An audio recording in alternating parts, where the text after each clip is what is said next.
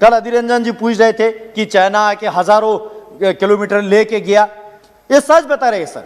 China आके हजारों kilometre लेके गया। मैं डेटा के साथ बताऊं, अक्साई चीन 27,250 किलोमीटर 1962 में कांग्रेस के टाइम पे लेके गया, ये रिकॉर्ड में जाना चाहिए। त्यापंगनाक छबजी वैली जो कोरजोक से 250 किलोमीटर चुमुर एरिया में 208 तक यूपीए सरकार के टाइम पे ले गया, अधीर रंजन जी सच बता रहे हैं। जोरावर फोर्ट जो धिमजोक में थे उसको तोड़ के चाइना के पीएलए ने 2008 तक वहां पे ऑब्जर्विंग पॉइंट बना दिया, 2012 तक, ये कांग्रेस के टाइम पे हुआ। उसी तरह धूमचले जो एंशिएंट ट्रेड पॉइंट है 2008 से 9 तक वो भी ले गया, तब सरकार में कौन थे? कांग्रेस थे। लेकिन आज मैं मोदी जी को धन्यवाद देना चाहता हूं जो देश के सुरक्षा केवल प्रधान सेवक ही नहीं बल्कि प्रधान रक्षक बन के जो है देश के सीमा को इतने मजबूत करके 10-20 गुना इंडियन आर्मी उधर तैनात करके देश के सीमा को इतना मजबूत किया। इसलिए मैं बताना चाहता हूं सर, आजादी के कभी शाम नहीं होने देंगे, शहीदों की कुर्बानी बदनाम नहीं होने देंगे, बची हो जो एक बूंद भी लहू की तब तक भारत माता का अंचल कांग्रेस की तरह नीलाम होने नहीं देंगे। सर आर्टिकल 370 पे मैं थोड़ा सा बोलना चाहूंगा, क्योंकि सदन में डॉक्टर फारूक अब्दुल्ला साहब ने बड़ा अच्छा इमोशनल स्पीच दिया और उन इशारे में यह बता दिया कि ये सरकार जो है मुस्लिम विरोधी है, ये जो है धर्मनिरपेक्ष करते हैं। लेकिन मैं बताना चाहता हूं सदन में सर, जब फारूक अब्दुल्ला साहब के सरकार वहां पे थे 370 वो लोग एंजॉय कर रहे थे, गुज्जर बकरवाल समुदाय जो गुज्जर बकरवाल समाज जो है 100% मुस्लिम है सर, कभी ऊपर उबारने नहीं दिया। लेकिन यह सरकार ने 370 हटने के बाद कल डीडीसी इलेक्शन चुनाव किया, गुज्जर बकरवाल को पॉलिटिकल रिजर्वेशन देके उस मुस्लिम समाज को जो पिछड़े थे दबे थे उसको उठाने का काम जो है इस सरकार ने किया, यह मैं रिकॉर्ड में लाना चाहता हूं सर। 370 हटने के बाद ग्रास रूट डेमोक्रेसी वहां आने लगा सर। वहां पे जो है डीडीसी इलेक्शन हुआ, वहां पे ब्लॉक डेवलपमेंट काउंसिल का चुनाव हुआ, वहां पे जो है आज केवल 87 एमएलए का इलेक्शन नहीं, 40,000 से ज्यादा सरपंच इलेक्टेड है इस सरकार के दौरान, 3,000 से ज्यादा ब्लॉक डेवलपमेंट काउंसिल का चेयरमैन इलेक्टेड है, 280 से ज्यादा डीडीसी का मेंबर जो है वहां पे। और इतना जितना भी चुनाव हुआ उसमें एक बंदूक नहीं चले, एक चिड़िया के जान तक नहीं गया।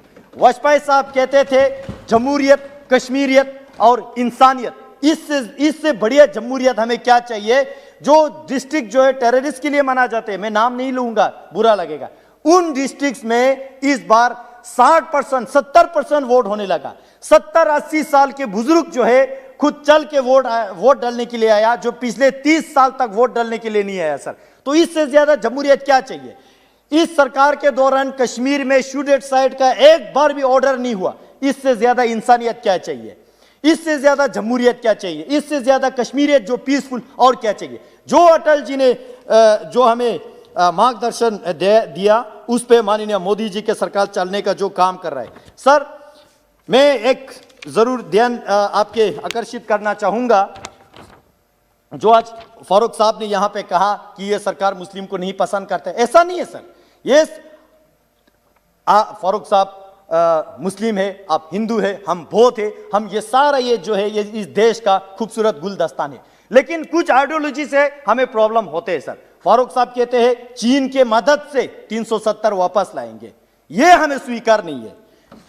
महबूबा मुफ्ती जी कहते हैं जब तक 370 वापस नहीं आएंगे तिरंगा नहीं उठाएंगे, ये हमें स्वीकार नहीं है। कारगिल में कांग्रेस का काउंसलर कहते हैं आधा लद्दाख यानी लेह डिस्ट्रिक्ट कांग्रेस चाइना को दे देना चाहिए, ये हमें स्वीकार नहीं है। ऐसा विचारधारा जो है हमें स्वीकार नहीं है, इसलिए जो है ऐसे विचारधाराओं के साथ हम अंतर करते हैं। अन्यथा देश के मुसलमान के साथ, देश की क्रिश्चियन के साथ, देश में जितने भी लोग रहते हैं किसी के साथ हमें प्रॉब्लम नहीं है। इस देश का नारा है सबका साथ, सबका विकास और सबका विश्वास। आपने मुझे समय दिया बोलने के लिए, तो और भी बहुत सारे हैं जो anti corruption bureau Jammu Kashmir में लगा के, रोशनी एक्ट में जमीन घोटाला कितना हुआ, क्रिकेट में कितना घोटाला हुआ, वो सारा धीरे धीरे बाहर आ रहा है सर। कस्टोडियन और इवैक्यू प्रॉपर्टी एक्ट खत्म करने की जरूरत है। मैं आपके माध्यम से सरकार के ध्यान आकर्षित करना चाहूंगा। बहुत बहुत धन्यवाद सर।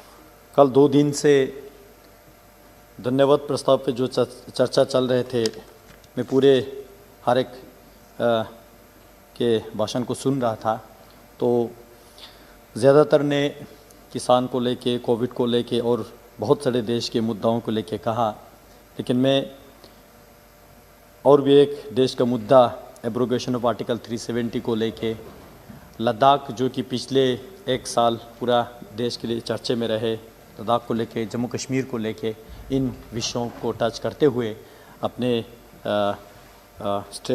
बात को मैं संक्षेप में लाना चाहूँगा। मैं सबसे पहले देश के माननीय प्रधानमंत्री जी को धन्यवाद देना चाहूँगा कि कोविड महामारी से लेके गलवान की सुरक्षा से लेके जितने भी देश के सामने, सरकार के सामने जो चैलेंजेस है, चाहे सोशो पॉलिटिकल हो, इकोनॉमिकल हो, बॉर्डर सिक्योरिटी हो, बहुत सारे चैलेंजेस नेचुरल है, बहुत सारे चैलेंजेस मेड है, तो इन सब के आगे देश के प्रधानमंत्री जी ने 56 इंच का सीना तान के आगे बढ़ने का जो काम किया, उसके लिए मैं पूरे देशवासियों की ओर से माननीय प्रधानमंत्री जी को नमन करना चाहता हूं। अध्यक्ष जी, आर्टिकल 370 एब्रोगेट करके जम्मू कश्मीर और लद्दाख को यूटी बना के पिछले 1.5 साल का जो तजुर्बा रहा, मैं उसको देश के सामने आपके माध्यम से सदन में रखना चाहता हूं, क्योंकि हमारे सदन के नेता प्रतिपक्ष कल ज़ोर ज़ोर से चिल्ला रहे थे कि लद्दाख में क्या हो रहा है, लद्दाख में क्या हो रहा है, जम्मू कश्मीर में क्या हो रहा है। सर, लद्दाख में क्या हो रहा है, मैं कुछ सूची में ध्यान आकर्षित करना चाहता हूं। देश के इतिहास में पहली बार यूनियन टेरिटरी बनने के बाद लेह और कारगिल को मिला के 2019 से 2020, 2020 से 2021 तक यूनियन बजट में हमें 7,000 करोड़ जो मिला, 2021 और 2022 में 5,958 करोड़ जो है इस बजट में जो प्रपोज किया। कुल मिला के यूटी बनने से अभी तक लद्दाख के 2 डिस्ट्रिक्ट के लिए 13,000 करोड़ जो है बजट में देने का काम इस मोदी सरकार ने किया है, जो अपने आप में एक इतिहास है। मैं एमपी बनने से पहले लद्दाख ऑटोनोमस हिल डेवलपमेंट काउंसिल का 6 महीने का मुझे चेयरमैन के रूप में काम करने का मौका मिला। तब हमारा ऑटोनोमस काउंसिल का बजट केवल 55 करोड़ ही होते थे, और उस 55 करोड़ में पूरे डिस्ट्रिक्ट जो कि 45,000 स्क्वायर किलोमीटर का एरिया है, उसमें सभी डिपार्टमेंट्स को चलाना, आधे से ज़्यादा पोर्शन सैलरी में जाते थे। लेकिन उस काउंसिल के बजट को 4 गुना बढ़ा के देश के प्रधानमंत्री ने 232.41 करोड़ दे के दोनों काउंसिल को फाइनेंशियली एम्पावर किया। और साथ ही साथ जम्मू कश्मीर रीऑर्गेनाइजेशन होने के बाद अब लद्दाख ऑटोनोमस हिल डेवलपमेंट काउंसिल लेह और कारगिल दोनों गवर्नमेंट ऑफ इंडिया के साथ डायरेक्टली जुड़ा है। तो लद्दाख ऑटोनोमस हिल डेवलपमेंट काउंसिल के एक्ट अमेंडमेंट करके लद्दाख वालों के एस्पिरेशन को ध्यान में रखते हुए लद्दाख की ज़मीन को लेके, इन्वायरमेंट को लेके, एम्प्लॉयमेंट को लेके, कल्चरल आइडेंटिटी को लेके 6 शेड्यूल में जो डिस्ट्रिक्ट आते हैं उससे भी ज़्यादा कॉन्स्टिट्यूशनल सेफगार्ड देने का बात हमारे होम मिनिस्टर साहब ने हमें आश्वासन दिया। मैं उसके लिए माननीय मोदी सरकार को बहुत बहुत धन्यवाद देना चाहता हूं। अध्यक्ष जी, हर डेवलपमेंट का बुनियाद जो है एजुकेशन होते हैं। मैं पिछली बार जब 370 पे बोल रहा था तब मैंने चिल्ला चिल्ला के बोला कि एजुकेशन पे पिछले 70 साल हमें कितना वंचित रखा, लेकिन तब से लेके आज तक एजुकेशन सेक्टर में माननीय मोदी जी ने लद्दाख यूनिवर्सिटी देने के काम किया और यूनिवर्सिटी आज चल रहा है। 2 डिग्री कॉलेजेस लद्दाख में दिया, डीम यूनिवर्सिटी का स्टेटस CIBS को दिया, national skill training institute Ladakh में दिया, फूड क्राफ्ट इंस्टीट्यूट लेह को अपग्रेड करके इंस्टीट्यूट ऑफ होटल मैनेजमेंट बनाने का काम मोदी सरकार ने किया। उसी तरह 20 स्कूल में NCC का जो यूनिट खोलने का निर्णय लिया। उसी तरह कारगिल में इंजीनियरिंग कॉलेज खोलने का जो डिसीजन लिया। इसी बजट में लद्दाख के लिए central university of Ladakh Leh में बनाने का जो घोषणा किया, इतने मेजर स्टेप जो है इसी एक साल में हमें देखने को मिला, इसके लिए मैं माननीय मोदी जी के सरकार को धन्यवाद देता हूं जी।